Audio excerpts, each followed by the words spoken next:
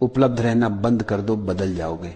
मनुष्य का सबसे बड़ा भ्रम यही है कि जितना वह दूसरों के लिए उपलब्ध रहेगा उतना वह मूल्यवान बन जाएगा।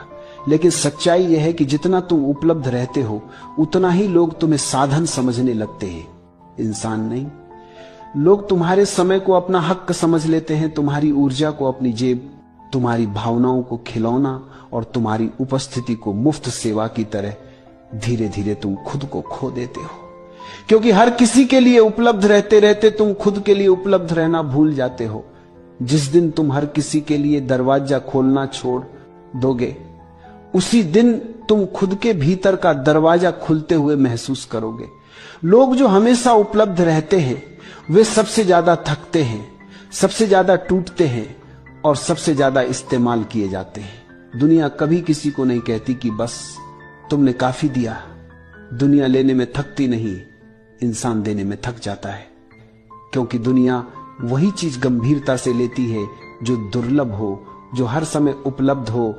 वो धीरे धीरे लोगों की प्राथमिकता से भी हट जाता है। तुम सोचते हो कि उपलब्ध रहकर लोग तुम्हें पसंद करेंगे, लेकिन सच उल्टा है। बहुत ज्यादा उपलब्ध रहो, लोग तुम्हें हल्का समझने लगते हैं। जितनी आसानी से तुम मिल जाते हो उतनी ही आसानी से लोग तुम्हें भुला देते हैं। उपलब्ध रहने का नशा बड़ा उपलब्ध रहना बंद कर दो, बदल जाओगे। मनुष्य का सबसे बड़ा भ्रम यही है कि जितना वह दूसरों के लिए उपलब्ध रहेगा उतना वह मूल्यवान बन जाएगा।